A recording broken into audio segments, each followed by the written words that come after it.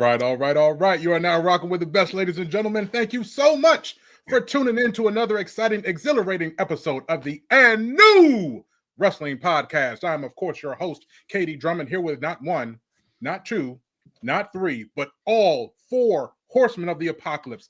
Let's go around the room real quick. Reintroduce yourselves. What's up, No C? Ladies and gentlemen, you know what it is. It is and new wrestling. This is Patrick No C Walker, aka the kayfabe of A&W, and we missed y'all like y'all missed us, man. But guess what? It's WrestleMania time, so it's ready to get popping. Let's pop. Let's go. Let's go. Say what's up to the people, Josh. Josh Rodriguez of Film School University. Wait. Who are you? I am Josh Rodriguez of Film School University, and finally, and wrestling is back on your phone, computer, or whatever it is you're listening to. We appreciate you. Thank you so much for tuning in. Absolutely. And last but certainly not least is the one and only Mr. Steele. Say what's up to the people. Ladies and gentlemen, my name is Skywalker Steele, and I am the advocate for and new wrestling. Absolutely. Cena, we coming for you, nigga. Oh. My bad. We are back. We are so back. Obviously, we have WrestleMania 41 right around the corner, so we could not go without blessing y'all with a pre-show. You know that we've made the transition to doing live, so make sure that you set your calendars, put a reminder on your phone, on your Outlook, on your Gmail, whatever way you need to do it. Make sure you're ready to tune in. Tape it to your wife's ass cheek, whatever you got to do. I mean, hey, whatever. Absolutely, what you need to do is tune in with us for both shows, Saturday and Sunday. We will be here to broadcast with you live and direct. It is our thing. It is what the people are asking for. We give the people what they want. It is provocative. It gets them going. And we will be right here on pretty much every streaming service that you can think of. We'll be on YouTube. We'll be on Twitch. We'll be on Twitter. We'll be on Instagram. You name it, we'll be there. So make sure that you are following us on all of our social media accounts so that you can catch us wherever you see fit.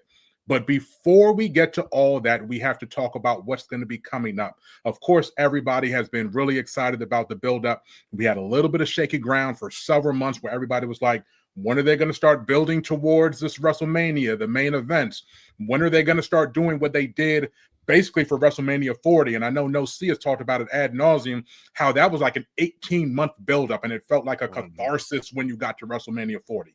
We haven't really had that so far this year.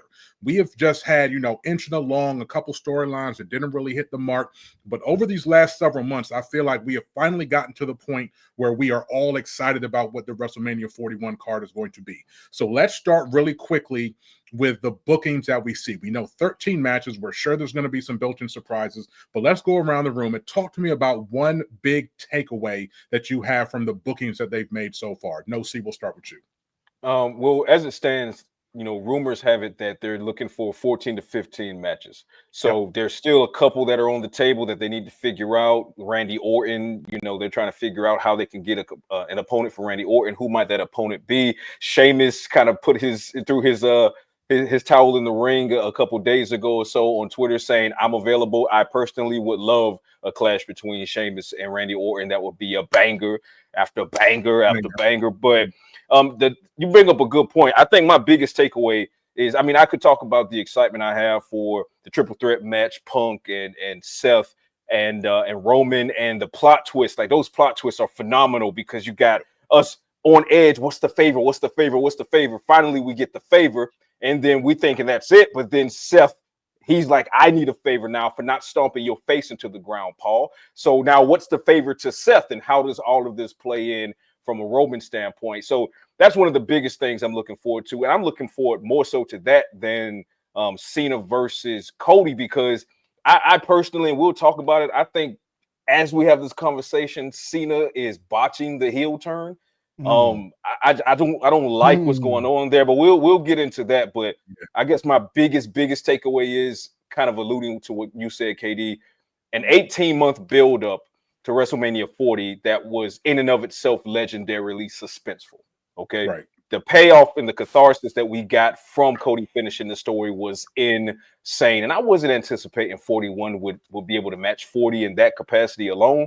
But I don't like how disjointed this buildup has been going into 40 for almost every match, with the exception of the triple threat match with Punk, Roman, and Seth. Every other thing seems a bit disjointed. Finally, we're getting, what I predicted was Naomi's heel turn. We are getting that versus Jade. That's wonderful. But for the most part, again, I think Cena's heel turn is kind of being botched. Charlotte versus Tiffany is off the rails, and not in a good way. Hey, man, you're jumping to the points, man. You made your 1 point. Move on. This is what happens when we let No C go first. We say one big takeaway, and the man wants to run down the entire agenda. I'm not going down the agenda. Shout it out. Shout it out. We don't want to hear from you no more. Exactly.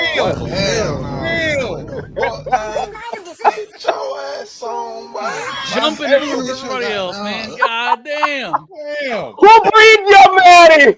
Who breed y'all?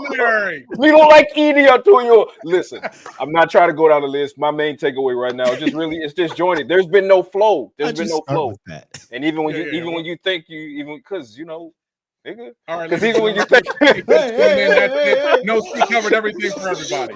Still. All right, guys. We'll see you next week. Thank you so much for tuning in. Run it. Still, talk to the people, man. What's your biggest takeaway from this? Magic Johnson pass. Run it. I was ready to say, hey man, I'm gonna piggyback off of what Pat said, but then Pat went to 17 other topics, so I'm gonna go back to Pat. Folks, you see how they do me? It was Pat's I don't get paid enough for this. I think it was his third or fourth topic. I don't know, but let me go back. Let me take you way back. All right, y'all. So I want to start with the triple threat. Yeah, there you go. The triple threat match.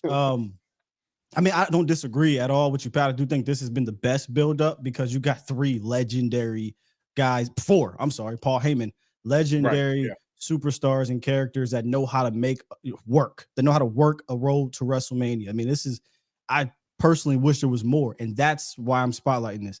I wish there was a more stipulation to this, hence maybe a number one contendership on the line. That's my biggest takeaway so far from Mania. I mean, there's other takeaways, but that's my biggest one, is that this is so good. Rollins, CM Punk, Romans, Paul Heyman going on. Who is he going to be with? That this needs more meaning to it. And I hope that it's maybe unspoken that whoever wins this is going to be the number one contender, but I would love if they added something to this. That's pretty much it. If they do that, this would be the perfect match at Mania. All right. What about you, Josh? Well, I mean, I said it from episode 1, and it has not changed. The hour has not changed because it is still, in fact, Tiffy time. Boys, we got to talk about this match. We got to talk about the WWE Women's Championship on Saturday night. Woo! Tiffany Stratton, champion versus Charlotte Flair. Woo! I think the build to this match it didn't start off very well. I got to say, I didn't love it. I didn't love the idea of this match to begin with either, because I was expecting Charlotte Flair and Rhea Ripley to have the WrestleMania match, honestly. Okay. However, now that we've got into the nitty gritty of it all, now that they're doing promos and going off script and, calling out Charlotte's divorces and saying Ludwig's in my DMs. I mean, come on now. I get some drama out of this. I'm feeling this. I want to see those two in the ring for the first time together. This is exciting to me. I don't know how you guys feel, but for me, that's one of the matches I'm most looking forward to. Yeah. Of course, you guys touched on the triple threat. You guys touched on the undisputed WWE Championship match, which I actually am excited for. To kind of piggyback on what Patrick was saying, I disagree with the fact that John Cena's heel turn is being botched. Because if you're in the way, it's a non-traditional way of a heel turn. Mm-hmm. I think he's doing everything that he's actually not doing anything that a traditional heel should be doing. He's making solid points. He's not changing his theme. He's not changing his attire. And that's what makes him a heel, does it not? Because we're all sort of like excited to see John Cena as a heel, new gear, new music, and he's saying, "Fuck you, don't get it, right? You don't dumbass wrestling fans." Like, I mean, the way that he's roasting the whole wrestling community even though he's saying a bunch of shit wrong, and again, I guess we're dovetailing because I'm going to get to myself in a minute. But the way that he's roasting the entire wrestling community, to me, is fucking chef's kiss. I was shocked to hear No C say that he wasn't, and that shows you that we haven't really been talking. He's boring me. It's a meta heel turn. It is a meta heel turn. Dude, he is everything that you would expect out of a meta. But but Pat, I think you kind of have to grade it on a curve because he's still part-time. You know what I mean? So when he can't really still I'm not grading it on the curve because of who it is. Because of who it is, I'm not grading it on the curve. We don't grade The Rock on the curve. Hold on. But The Rock has been healed before. Y'all do because y'all gave Rock a lot of leeway for what he did back in January, and I wasn't for it because I haven't been here. That's because you don't know what the fuck you be talking about anyway. That's my point. That's my point. I don't know anything about The Rock before. I'm grading The Rock on what he did in January, and we're like, oh, The Rock is back, and I'm like, that shit was ass. But that's just me. Now, to my one big takeaway. Hold on, we're gonna put this back into a little bit of decorum, a little bit of agenda. Thank you, No C, for taking us off the rails again. I did not. That was actually Josh. That was Josh. That was Josh. But No C set the pace, and that's pretty much how it goes around here. The blame always comes back to the black man. You had the Hispanic male right in front of you. You could have pointed the finger at him. You brought it right back to the black man. Hey, no me entiendes, no understand.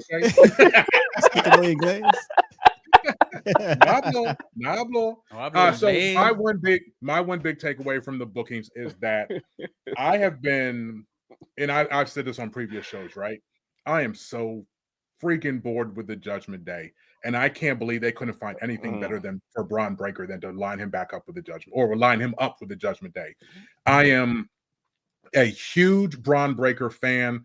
I know that Finn Balor is a great wrestler, and I love Penta and everything that we've seen from Penta over the last month and a half since he's joined the WWE. My favorites right now. I was absolutely wondering what they were going to do with Braun Breaker, and the whole interjection of the Judgment Day with we're going to see if we can recruit Penta, and then the whole attack. Everything felt so clumsy to me in their execution of building up this storyline for this match. It might be a banger of a match, but I really am wondering what they've been doing with Braun over the last 3 to 4 months. And this buildup just wasn't it for me. I think they have an absolute star. I have a thought process. Talk to me. What do you got? I think Braun is bigger than the Intercontinental title, and I think they're struggling. This is their way to offload it. I think there's well, I don't know. I don't know if he'll lose, and if he does, I think it'll either be obviously it'll be Penta or Judgment Day. Probably Judgment Day just to put heat on. Finn Balor hasn't had a singles title in how many years, right? But to go back quickly. This is actually how the Judgment Day has moved from its beginning with Edge. They've always tried to recruit somebody, right? And then you had Dominic Mysterio being recruited, and then so forth and so on. But I just think Breaker is bigger than the Intercontinental title, and I feel like they're just trying to keep away until it's time to put him in one of the championship programs, which might be next. We'll see what happens, but I think he's just bigger than the title, and they're struggling with the I agree with that, and I think that in the post WrestleMania 41 world, you're going to see, and we'll get to predictions, but you're going to see Braun Breaker aimed at the World Heavyweight Championship, not the Undisputed, but the World Heavyweight Championship. Yeah. I think that's a post WrestleMania thing based on the result based on my prediction of who takes it. We'll get to that later. But yeah, and I think when you talk about being bored, KD, I'll hop around a little bit. When you talk about being bored, I have no clue why the WWE thinks I give a shit about watching this version of the New Day. I could not yawn harder whenever it's time for them to have a match. Let me get to Braun Breaker really quick because I think go for it. I want to just add on to what Will is saying in that Braun Breaker is going to lose that Intercontinental Championship match. I'm almost certain of it because if Jay wins the World Heavyweight Championship, Jay and Braun Breaker have some unfinished business. See, I was trying not to go. I was trying not to. I know. Why are we not doing that? Come on, I was trying not to. Because he was trying not to hog the spotlight. Yeah, because I was trying to file charges on me a minute ago, right? So But I think there's some unfinished business there, and I think that's your next marquee matchup after Jay wins the World Heavyweight Championship. Exactly. That's what I was going to say. Exactly. Yeah. So in that case, I think Finn should win it. Yeah, he hasn't had a singles title in forever. and maybe that'll Judgment Day, and I think we've all been on the same page in that Judgment Day needs to be. It needs to disintegrate. It's so long in the tooth, and it's been so long in the tooth, and it's been time for that faction to go. It just needs to happen. It needs to go. And I know they're dragging out the whole Finn versus Dominic thing, and now they've kind of changed gears to make it seem that they're making up, and that's really, for me, just setting up the fact that I think Finn absolutely is about to turn on Dom, especially if you look at the past couple of Monday Night Raws when Dom is not Dom, but Finn is throwing some shade at Dom, but pretending this other people saying it. Right? He's like, you know what they're saying about you? You're a loser. Pat, we've seen this. I don't think you're a loser. We've seen this for years with the Judgment Day. They never break them up. So I'm operating under the thought process. They're not breaking them up, and we're going to get if Finn wins it, we'll get a Finn versus Penta program for the Intercontinental title. And I think wrestling wise, that's going to cook. I just don't know how they'll do it storyline wise. Yeah, I mean, I'll tell you what, that's more entertaining than, like I said, that bullshit New Day. Because you talk about botched heel situations. I think New Day is a botched heel situation, and the difference being, I don't like how Cena is delivering it. That's where you guys and I disagree. He's boring me. Now, I will say his most recent promo with Cody fucking cooked. He cooked, but the reason he cooked was because Cody was cooking his ass, right? That was the most impressive I've seen Cody on a mic ever. And it forced Cena to step his game up, and he turned into the prime peak Cena that used to be in the ring with Rock and trying to out-talk Rock and humiliating the Rock. That was the first back and forth, though. They kept running Cena out there and go solo and leave. And that's what I'm saying. Run it back and forth. Let it be some 1v1 promo, because that's where it's cooking. When he goes out there and it's just him and a mic waiting for Cody to appear, and he's just out there and it's just like, oh, you guys suck and nobody believes in me. I understand you're trying to make me say what I'm about to say, which is shut your whining ass up. I know that's what you want me to say. I get it. You're playing to that emotion within me, but you're boring me while doing it. So I don't like it. But that 1v1 promo, oh man, that was peak Cena. I was like, oh yeah. Quick caveat. We're recording this on Monday. By the time you guys see this, we will already have the final Raw aired before WrestleMania. So some of the things that we're talking about now, we might have answers to in the Monday night episode. And obviously we still have the Friday night SmackDown before WrestleMania. So some of this stuff might get a little bit dated, but we're coming from a place of truth in our heart of how we feel about these things. Let's switch gears real quick and talk about the KO and Randy Orton match. And No C, you alluded to this earlier, and obviously everybody knows this is not kayfabe. Like, KO has a serious neck injury. There were some rumors that he had already undergone the surgery after he made the appearance in the ring. I've seen that kind of be squashed, that he has not undergone the surgery yet. But this is a serious injury that is not just going to keep him out of this WrestleMania in the foreseeable future, but they're talking like this is beyond a year of recovery. Like, he's not going to make it. Miss 42. He's going to miss 42. More than likely. So that puts them in a very, very precarious situation. We talked about the fact that he signed a 5-year extension last year when he was cooking Cody and he was doing his heel turn. And that shit, to me, is what started to cement this run that Cody's on. They've given him, in my estimation, the perfect heels coming off the bloodline. I think everything that happened with KO leading up to that ladder match was fucking cinema. I loved every piece of that, including that match. And I'm not like No C. I'm enjoying watching Cody cook John Cena, this version of John Cena. That's not what I'm saying. I understand that's not what you're saying, but I'm loving the rivalry. I'm loving the Cody is cooking. I don't think Cena's fun. I think Cena is playing it perfectly. He's playing the dumbass heel to perfection to me. He is misguided. He is missing what is reality, but the way that he's also cooking wrestling fandom, to me, is perfect. And I think it just elevates Cody. They're using it not as a tool to say goodbye to Cena. They're using it as a tool to elevate Cody. Like, they're now doing the European chants, which I've been mind blown that they haven't done in the US since Clash last year. The singing of the Cody Rhodes, that's now come to America, and that all started with a European tour. Cody Rhodes. God, that shit gets me so goddamn hyped. Cody Rhodes. That shit gets me so hyped when they do that. So I'm loving the way that they're elevating Cody through breaking down Cena. I'm loving everything about that. But the whole KO Randy Orton match canceling brought me to thinking, who are we missing from WrestleMania? And again, caveat, we might get announcements tonight. We might get announcements Friday. We might have surprise matches that we don't know about until the weekend actually hits. But from where you're standing, who do you think is missing? And I'll go first. Street Profits. Like, how are they defending their titles on fucking Friday night, not at WrestleMania? Like, meanwhile, New Day and the War Raiders. Like, how is the War Raiders the WrestleMania draw for tag teams and not Street Profits? I'm so confused by this. I think it's the New Day. I think it's the New Day that's the draw, and it because they've been over the Street Profits more right over the years. But I agree. I think they just need to unify the belts at this point. You just don't. The division's not good enough anymore. The same way they do it with travel. I agree with that. Now I agree with that because I said it a few minutes ago. New Day is boring the shit out of me, and honestly, it's not even because they're not selling it. I love how Xavier Woods, Kofi needs to fix that beard. That heel beard. It's kind of weird, bro.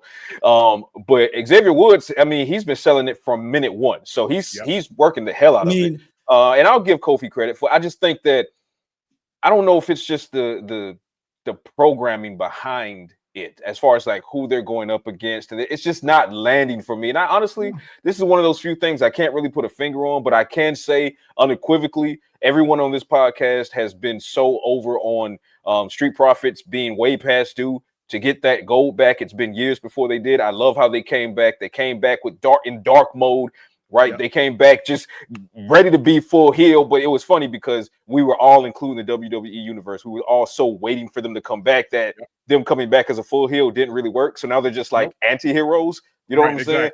Yep. I got the answer. They should be in WrestleMania, but the thing is, the problem is that the program with Street Profits includes DIY and Machine Gun, Motor City Machine Guns, and honestly, neither of those two opponents really scream WrestleMania to me. Not right now. So, yeah, I don't know. I have the solution to all of this if they have the balls to do it. I know where you're New Day wins the titles, and you have Street Profits bitch and moan and complain that they won at WrestleMania.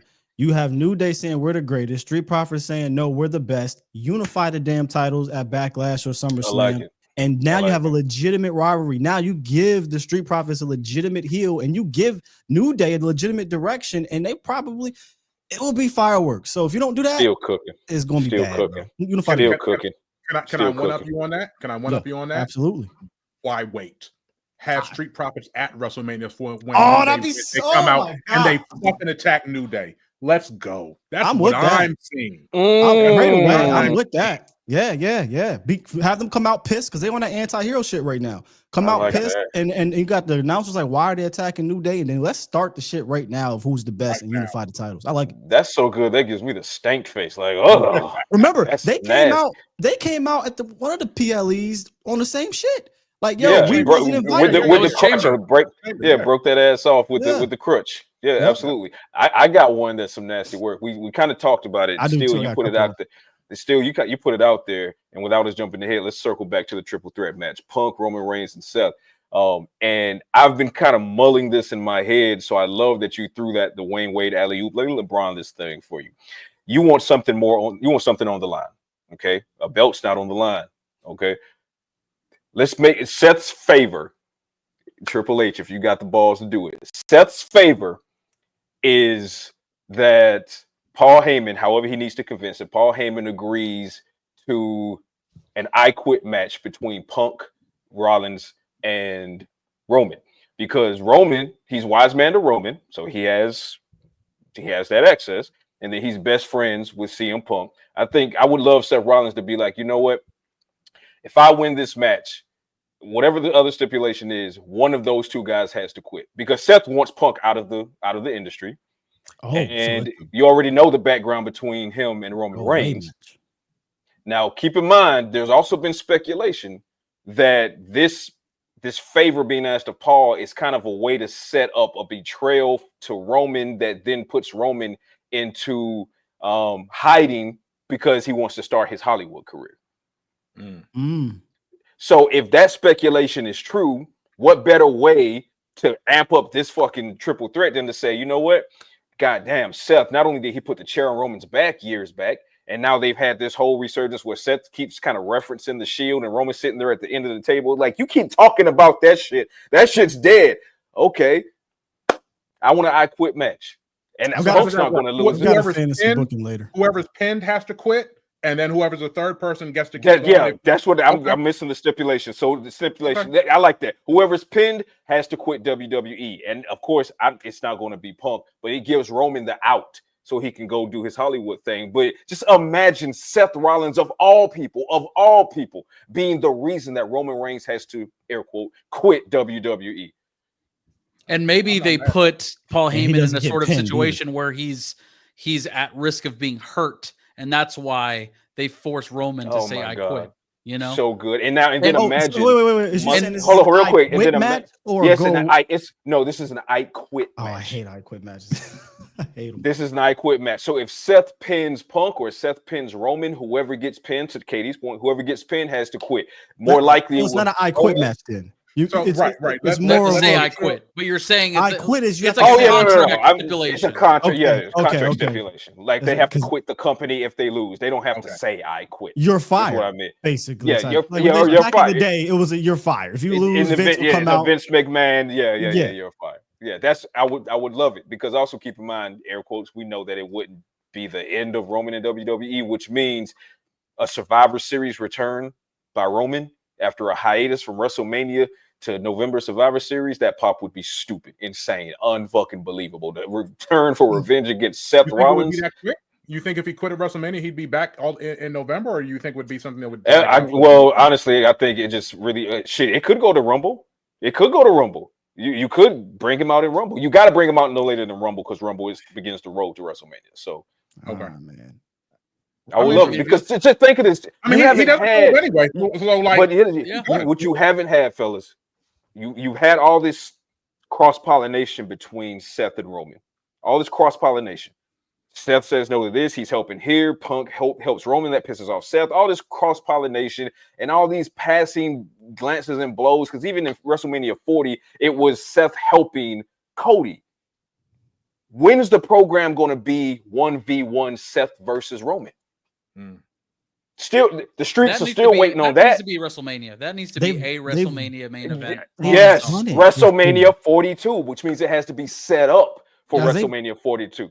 They've done this. They've done it before. It's not like they haven't won 1v1 over the years. But this has been the build up from last year's WrestleMania until like their final bout 1v1. You know, and I don't know if it's a final bout, but like the big one, you know, maybe the championship is involved in some form or fashion. I was seeing something about like, what if it's Seth Rollins, because he cost CM Punk the Elimination Chamber match? What if he's working with The Rock? And what if the favor involves Paul Heyman working with The Rock? You know, and what if it's all, you know, of course, I'm entertained by the fact like The Rock is the mastermind of this whole operation. And we haven't seen him since Cena turned either. I'm just saying, man, like I like that idea if we still think Rock is still overall involved. I'm just going to say it. I'm going to say it. That's John. That's you. You're like, you know what? I'm going to say it. I'm going to say it. Paul Heyman and CM Punk are both working for The Rock. I'm going to say so that brings up an interesting point that I want to dive into.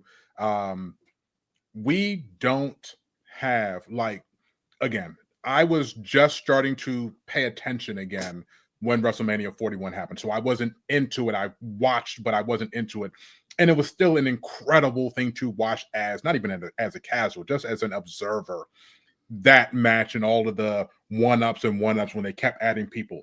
I have no freaking clue what they're going to do as a shock value for this year. Like, there are so many ways that they could go. I have no clue. And one of the things that Josh just alluded to was we haven't revisited The Rock and the corporation, or whatever they're going to call Rock's faction, after what happened with Cena attacking Rhodes. I would imagine, because of the stage that we're about to be on, that we're going to get chapter 2 of whatever that looks like. Do you guys have any kind of hints, any ideas of how you think this twist and turn of WrestleMania 41 is going to go? I have some ideas. It's more fantasy booking, but it's beyond WrestleMania, and I didn't know if we wanted to get into it yet because it has to do with predictions. So I can hold tight until we get to predictions. If you want. We can roll it all in because we got about 20 or so minutes left in the show. We can go ahead and start to ravel that all into our predictions for the main 3 matches. So you're asking for a curveball? Yeah, curveball predictions for the match. What's going to be your biggest takeaway after we're done? Okay, go ahead. Let me start real quick. Go ahead, Josh. Let me start real quick. I like that John Cena is building this heel persona that we're talking about, something that's a little more meta.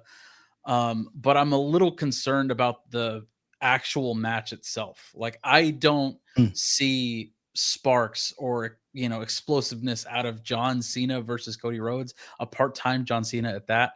I think John Cena's injured part-time John Cena. Exactly. Like it doesn't scream to me like, man, this is it's not gonna be anywhere near as athletic in the storylines of everything that we got at last year's WrestleMania main event. However, I think if John Cena comes in and squashes Cody Rhodes, or at least begins the match by just overpowering Cody Rhodes, and Cody Rhodes is sort of like, wait a second, who is this John Cena? Yeah. To me, that would be a curveball of WrestleMania. Like, what if Cody is like truly the underdog, basically the entire match? What if it's just that's how it usually is with Cody. Yeah, I mean, granted, yes, but like Cody has that mean streak, right? And he's able to turn it up, and he gets fired up and everything. But like, go fuck yourself. I know, man. But what if John Cena squashes Cody Rhodes, man? What if that happens? We've seen it happen before when Undertaker squashed John Cena at WrestleMania. That was totally unexpected. To me, I've never seen John Cena be like an utter powerhouse like that since like his first run in WWE. But I don't know, man. Like, to me, that would be the biggest surprise of them all. And just kind of booking it in my head, how else are you going to have this match? Is it just going to be back and forth, Cena, Rhodes? I don't see how that could be entertaining. So I have a curveball for that, but I want to see what still goes with it. But I need to see a curveball out of that match because it, like, just on paper, I'm not liking the way it looks. I would stay right there because that's where my I guess fantasy booking is, and I don't necessarily think that. So I don't think Cena being a heel in the ring is going to be a curveball. I think he has to be. I think we're going to see a different Cena wrestling wise than we've seen in years because he's never been a heel. He fights like a face, right? Where heels are a little bit different, a little more dirty. They're more brutal. And Cena's a quote unquote powerhouse back in the day, but he is more of a stocky powerhouse guy. So I think he's going to be brutal to Cody Rhodes. But another level, I'm not going to say he's going to squash him, but I think Cena will win. I think Cena will win because they want him to get 17. And then I think he continues the heel antics, okay? Meaning he's going to get 17. Maybe he brings back the spinner belt, spits in fans' faces and IWC faces. And you know how usually the previous champion gets the rematch. Cena continues his heel antics and says, no, I'll give you the rematch when I'm ready to give you the rematch. Maybe Sunday night main event or whatever, right? And then take it back a little bit. The winner of, and I'll do another prediction, the triple threat match, who I think would be CM Punk. We get one more CM Punk versus John Cena for the title at some point. And again, long term here, I'll try to be quick. At some point where somehow, some way, John Cena remains champion because Paul Heyman turns on CM Punk, keeping that rekindled. So now you got Punk and you got Heyman, and maybe it's Roman Reigns, maybe it's Seth Rollins behind it. You can still do things in that program. Mind you, Cena's on 17 heel run. I got the title. He's arrogant. He's John Cena heel now. And Cody's like, I want my rematch. No, earn it. Now Cody has to go to Money in the Bank and try to win the briefcase. And Cody wins the briefcase. And instead of Cody cashing it in randomly, Cody being PC that he is, Mr. President says, here, Triple H, here's my contract. I want this match at SummerSlam. You got Mr. SummerSlam, John Cena, Cody Rhodes, and that's where we see Cody get the title back. I would love something like that because now we get John Cena with a few months as a heel with the title talking this shit and being that kind of, no, I'm not going to defend it. And that's kind of what he's doing. He's not giving us. He's calling the shot. He's saying. He's saying that he's going to walk with the belt when he wins. He's already said that. Let him win and stay away, but not like Roman. Roman never acknowledged it until he had to. People were pissed. They wanted Roman to be a fighting champion, and then Roman leaned into it and said, man, I show up when I want to, man. John will come straight out and say, no, I'm not giving you what you want. Earn it back. And I think that'd be awesome, man. So that's kind of my long-term fantasy booking, kind of speed it up as much as I can. That but sounds I think excellent. I love that, man. That was stupendous. I think the curveball I would like to see is less of a what and more of a who. And we kind of referenced The Rock. Where's The Rock been since John Cena turned heel? And now we've all kind of been sitting here for the past several months, several weeks, like, who's the third man? And of course, if you're a diehard wrestling fan, then you know that reference from NWO. Who's the third man? Is he the third man? Seems undoubtedly there will be a third man. I think that third man makes himself known in WrestleMania 41, whoever that might be.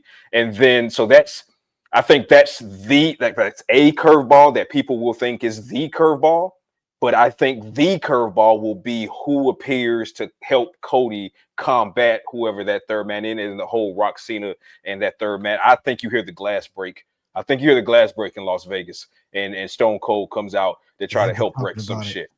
Yeah, because one thing was it was supposed to happen last year. It was, and they substituted him with Undertaker, which still went the fuck off. The pop was nuts when the dong. Yeah, it still went the fuck off, because you know what it is when and the lights all go love out. That dong, man. I got chills right now. I just got chills. I got chills right now thinking about that. That was nuts, man. It was insane. It was absolutely insane, man. But so it was a money dispute between Stone Cold and the WWE at that point. How do you not pay him whatever the fuck he wants? Right. What do you want? But now you're at a point where I think you learned that lesson to a degree, because Undertaker still had the pop, but you can't pull that off again using Undertaker. Now I think you give Steve what he wants. And on top of that, Austin doesn't like to travel. He lives where? In Las Vegas. 41 is where? In Las Vegas. I think it just all makes perfect sense, especially when you look at one of the best rivalries of all time was what? Stone Cold versus The Rock. And a lot of it was played off of the fact that, especially when it was corporate Rock, he was the corporate champion, where it was Stone Cold trying to bring The Rock and Vince down a couple of notches, right? This is the perfect situation to kind of run that energy back, where it's just like you got the final boss calling all the shots, to the point where he got John Cena, of all people, to turn heel. And maybe Stone Cold is like, all right, it's time to bring this son of a bitch down a couple notches again. And that, for me, dude, I would fucking pass out on our live stream. I would just pass out and would require EMT services if that glass breaks at 41 and Stone Cold comes out there to wreck some shit. I don't know, man. What? What? I was ready for it last year, brother. I wasn't disappointed when I heard it gone. Don't get me wrong, because I snapped. But I was in Dallas when that glass broke for his final match, and I damn near shed a tear, dog. Like he's different, bro. He's different. It's different. That's what I'd like to see from my curveball. No, I'm loving all the ideas that you guys have brought to the table here, and I'm like, just fucking bring all of it. Bring all of it. It's WrestleMania. Just throw it out. Just throw it all at once. That's what I'm here for. We'll send a transcript to Paul Levesque. No worries. Like I can't fathom that Triple H sees what happened, saw what happened last year, his doing, right? And says, you know what, I'm gonna take it easy. Like, he's gonna try to one up. We won't be able to match it, but just show me the effort. Show me that you're gonna try to. And I think it will have a successful Mania, because he's hearing the chirps of how the buildup is not the same. Okay, bet. If the buildup ain't the same, then deliver on the actual event. But it's also the fact that I feel like because he knows that the quality won't be the same, he's trying to substitute some of that with quantity. Because if you get to 14, 15 matches, and now, I mean, look at some of these matches. I could not really care less about New Day versus War Raiders, even though the title's on the line. Logan Paul versus Styles. I only want to see AJ Styles really in that match. Should have been in this Intercontinental. Damian Priest, Drew McIntyre, solid program. I don't think that's a PLE program though. So, and not that's because of Drew. Drew is PLE. But that's what's a street fight, because Priest on his own can't do it. But if they make it a street fight, now you can be as violent as you want to be. So I see what they did there. But I agree. Ray versus Chad. I'm sorry, El Grande Americano. There's why is El Grande Americano a WrestleMania? He just debuted like a month ago. Come on now. The utter disrespect That they've shown LA Knight over this past year, man.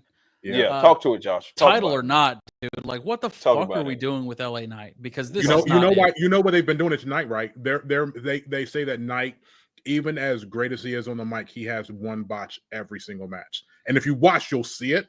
But every single match, that's not fair. That's not fair. But though. hold up, but he got black marked for the Royal Rumble as well. Like, so there was a whole thing with how Drew got eliminated. That they blamed LA Knight for. Oh, is that who Drew was talking about? I thought it was Logan.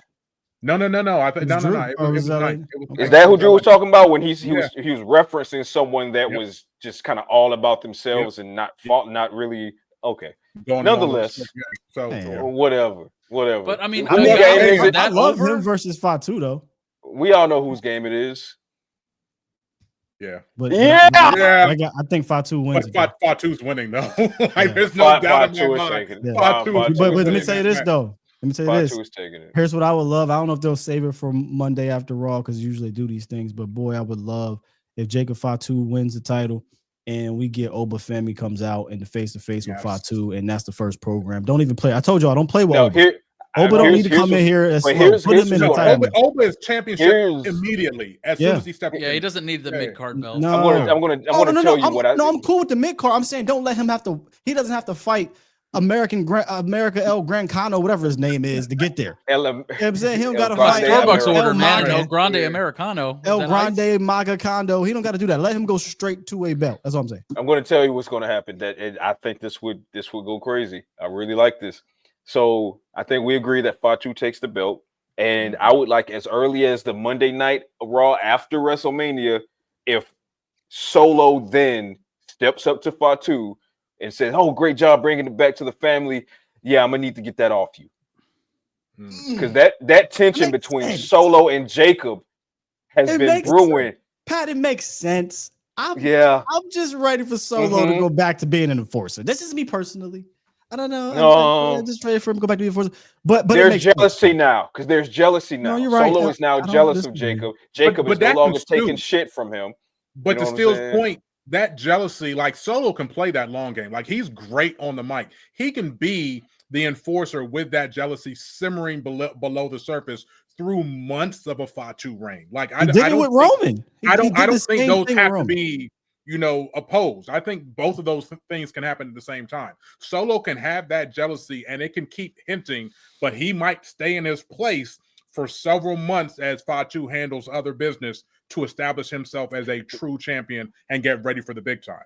Well, there has to be another mini civil war of sorts within the bloodline that's coming because Tama, the Tongans, one of the Tongans, he's still injured. He has to come back eventually. Right. The other one, for some reason, is just sitting there looking like he's scared to intervene or interject at all. So he's just getting flat out chumped off. And he's just not saying anything. But I think whether you do it now or you do it in a few weeks or whatever the case may be, you have to set up for. No, I don't think months because the most recent report is, and I hate that I always mispronounce his name, Hikuleo, right?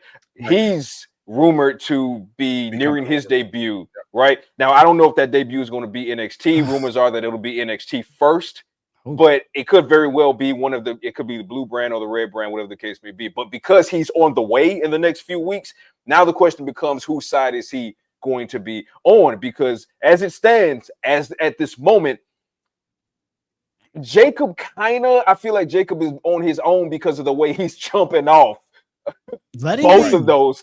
That he's jumping both of them off, right? So it's going to be like a 2v1, and somebody else has to come in. And I think it's. We gotta. I hope they let that breathe a little bit, man. I would love to enjoy a Jacob Fatu program where he's in matches with other people. We want to see him against Oba Femi. We want to see him against Braun Breaker. We want to see him against. Well, we're about to see him against LA Knight, right? But we want to see him. Hell, even Braun. I thought that was fun. Hey, man, I love Jacob. I love Jacob. No disrespect to Jacob, but I think Jacob gets folded by Oba. I think he gets folded, dude. I think Oba. I mean, different. Storyline aside, I think Oba is probably up there with the Codys and Romans. Like that's what I'm saying. Level. Like, he's that level of a projection. Not right now. No, right now, but he's that level of projection. Like he could be I agree. He has that ceiling. Like I said, I wanted him to come in and do like a Goldberg run, but that's what we said like 6 months ago. Yeah, right. But they're not going to do because as much as we love Oba and where Oba is at right now, he's not the first Oba.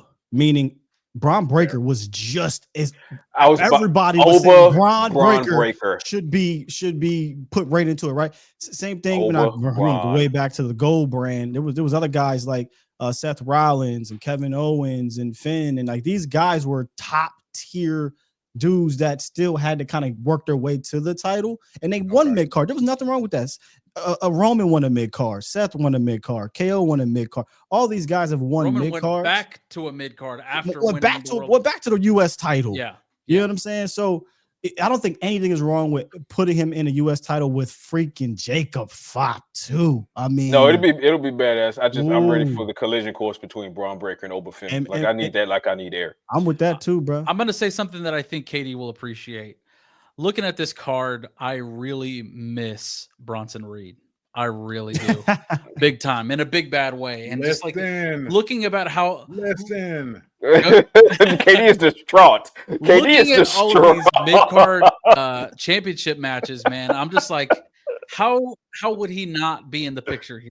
He would be. He'd be on the WrestleMania card. He'd be on the WrestleMania card. I would love to see him in that World Heavyweight Championship. I mean, you know? although tsunami after tsunami after they would have to detach him from the bloodline because they really try to include him in that, right? So no, he was in it. He's all but in it, and then that's of course his time was cut short. His storyline, it's like okay, he's gone. We got to bring Drew McIntyre back in here. Maybe that's where he would be right now. But I'm saying, man, like.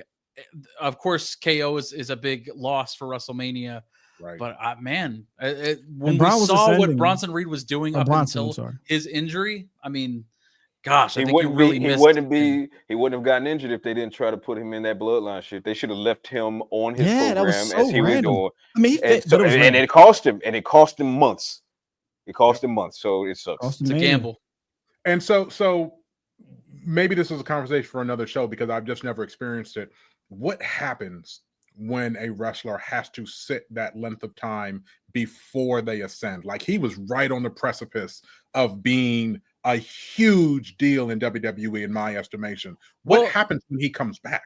It just depends on the superstar. It depends on the type of heat that they have and the reception from the crowd. If you look at a guy like Taz, whenever he first entered the WWE, he had the vignettes, he had the look, he had the in-ring performance, and he was pretty good on the mic too, but he kept getting injured. Taz had the aura before he debuted. Dude, his aura was insane. He was short too, but he could go against anybody. He was automatically, to me, he was in the World Heavyweight Championship picture, but at every turn he had an injury. At every turn, man. It kept happening to him. I think when you talk about the more and more time he missed, the more and more people were forgetting about him. As long as Bronson Reed has been gone, I think people have started to forget about him. If he comes wasn't a big star. And he wasn't yet. He was getting there, but he wasn't there yet. That's my point. Yeah. He was right there. But my thing when it comes to Bronson Reed is that because his exit due to injury was so jarring, and I mean, look at folks. Rewind this a few minutes and look at KD's reaction when we brought up Bronson Reed. He's not the only fan of Bronson Reed in the WWE universe that feels like this. And my point being, I feel like this is one of those rare occasions where there was so much heat that Bronson Reed was bringing, and with his violence and brutality, want so much more of that. That I think it's I think it hit pause. I think that as soon as he comes back, he literally picks up right where he left off. He got a second rope frog splash over. Yes. Like that is a second rope, as if it's a brand new, as if it's something new. But now everyone, because he did it like 6 times in a row, everyone's like, "Holy shit!" For Bronson Reed, I think it's just pause, and I think his return is going to be him attacking someone in the back of during a PLE, and the crowd's going to go fucking crazy. And there it is. Bronson Reed is back with his brutality and violence, and there it is. What if Fatu wins the belt and he attacks Fatu? Bronson's never been that face type. Bronson's always been more of a heel. So But Fatu is not a heel. Fatu is not a heel. Fatu's an anti-hero. Fatu's an anti-hero. He's an anti-hero. Fatu is an FU to everybody at this point. We don't know but it works. Oh no, he's over. That's different. Right? There's a difference between being over and being a face and a heel. He's but over. think about it. I would love to see him in a program with like Roman Reigns. Like, just think about all of the programs that he could have. Roman Reigns, Randy Orton. Are you talking about Bronson? Bronson Reed, yes. Bronson needs to come back so he can get because what they did with Bronson Reed was the perfect thing. He's not that guy in the ring, right? So they did the demonstrative, just wreck shit and leave, right? He was the new Braun Strowman. You guys remember Braun got over because Braun couldn't wrestle. Braun was just a monster, man, and he's lived off. Bronson Reed could wrestle more than Braun. He's gonna catch these. Yes, the character can pull more. They try to do it with Bronson, right? With the suit thing work, they put him in the fat. Like Bronson got some more work to do to get to that. But he got levels. But the actual destruction, maybe now I think about, maybe it wasn't a bad idea putting him in there with the I still think it was a bad idea. I still think it was not because of the injury. I said it before the injury. I thought it was lame. I thought the shit was lame. He was a runaway train. He was a runaway train, and you asked him to stop at the next station to pick up the bloodline. See that type of guy that they made Bronson. He can just be that guy in rec shop. He doesn't need a title. He doesn't need a crazy program. Just let him be a freaking destroyer. Just be a destroyer. Braun Strowman. But what they gave Braun Strowman, we got to get these. He won the title. Predictions. And before we wind up, let's go through the main 3 matches. Just give me your overall prediction on who you think is going to emerge victorious. Let's start with Saturday night. We're going to do Gunther versus Jey Uso. Does anybody think that Gunther is holding on to that belt? No. Yeet. No. Jey Uso wins. He's too over, right? Unfortunately, and they built it with Jimmy getting bashed, his skull bashed in. Like, it's all set up for Jey, right? Gunther's going to lose another title at Mania in back-to-back years. Hey, I'm not opposed. It's what it is. I'm not opposed. It's what it is. Right, so the main event on Saturday night is the triple threat match between Seth, CM Punk, and Roman Reigns. Steele, who do you think is coming out of that? I got a CM Punk winning this one. Josh? Seth freaking Rollins. No C. I got Seth freaking Rollins winning this. I think now that he knows what the favor is by Punk, he one-ups it. Yeah, and that's going to help him take this win. CM Punk is winning. Absolutely, CM Punk is winning. All right, let's go to Sunday night's main event: John Cena versus Cody Rhodes. Does anybody see Rhodes defending the title? Cody Rhodes. I think Rhodes retains. I think Cena gets the record. I just don't think he gets to that WrestleMania. At WrestleMania, okay. And Josh, you think Cody? I think he gets to that SummerSlam for the same reason that Steele mentioned. When Steele mentioned him as Mr. SummerSlam, which is 100% true, that's why I think he gets to the SummerSlam. If we're expecting a big swerve, I think it is John Cena. Cena wins his 17th championship at WrestleMania. Book it. We get a legitimate John Cena heel, tight champion for at least till SummerSlam. I got John Cena in this one. And bring the spinner back belt, right? That's what I think. The spinner belt. I think the spinner belt might. I mean, they put it on display, right? When Cody was looking at all the belts, they had the spinner belt out there, didn't they? I think John. I know that's y'all's favorite. And I know that for a fact. He's going to pull strings. He's going to pull strings. Don't sell it. I personally love cultural appropriation. That's what I'm here for. I hated that. Love it. I hated white folks can say it too. I said this to y'all before. I was not a fan of John Cena Thugonomics guy when he came out. I was pissed off at that whole movement. But hold on, we can squeeze in a couple more predictions. Come on, a couple more. Okay, a couple more. Give me Braun Breaker, Penta, Finn Balor, Dom Mysterio. Anybody think that Braun's retaining? Nope. I think he will, but I hope he doesn't. Just Mysterio. No, I think Finn gets it. It's past time for Finn to reestablish himself as one of the best in the industry. I think Finn gets it. I want Finn, but some odd reason I don't know why I think Braun's going to. This is the Finn face turn. I think Dom would be a lot more fun with the belt. I think y'all are missing it. They're pushing Penta. I think y'all are missing it. Penta's emerging. No, they are pushing Penta, but I think it's too soon for that. Yeah, he don't need it right now. That's the problem. Too soon for that. But Finn needs to be reestablished. Finn needs his face turn because the demon needs to come back. Anybody think Knight's holding it over Fatu? I think we covered this one already, but everybody thinks Fatu's walking with the belt. No, right? You know which one I want you to put out there. Jade and Naomi. Well, not just that. Jade and Naomi. I think Naomi wins, and I think it's because we talk about curveballs. I think Bianca interferes and costs Jade, and then it comes out that Jade and Bianca and Naomi were working together the whole time. All right, let's switch over to women's triple threat since you mentioned Bianca, Io, Rhea, and Bianca. Io takes it. I mean, Io keeps it. Io keeps it still. Yeah, Io keeps it. Bianca. Rhea can't get past the Io wall, so I think Io keeps it. Bianca, and then we get Jade finally in the title picture. Still, I'm sorry, Josh. Rhea Bloody Ripley. Yeah, Rhea wins. KD, sorry. Come on, KD. Rhea wins. Okay, let's do it. Charlotte Flair, who can't do a promo to save her fucking life. Charlotte Flair. You say so. I beg of you, Tiffany. And Tiffany Time. You know who's going to win? Not the fans. Injuries. Charlotte Flair, the queen, is taking the belt because they're going to need to run this back. I want to see this. I want to see this run back. They're going to need to run this back. Charlotte returns. Charlotte enters the championship picture.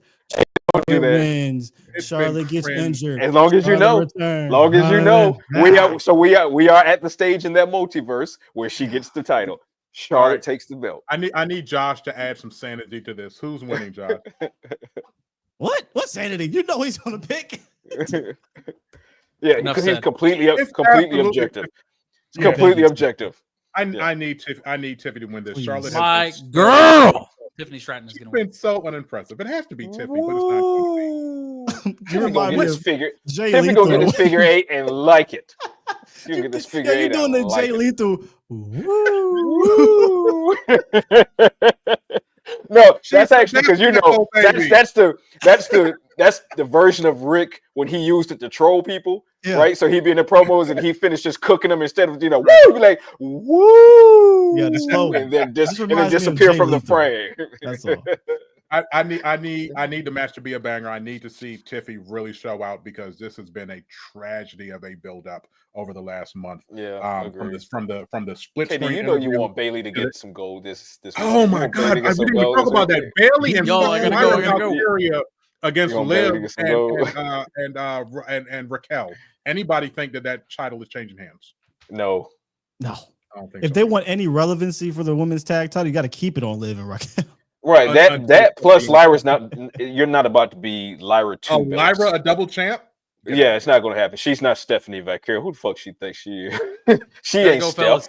Oh, speaking of which, so make sure y'all watching Jada Parker at Stand and Deliver. That's it. We're out of here. We appreciate y'all. Love y'all. Salute. See you Saturday. All of it. Both. And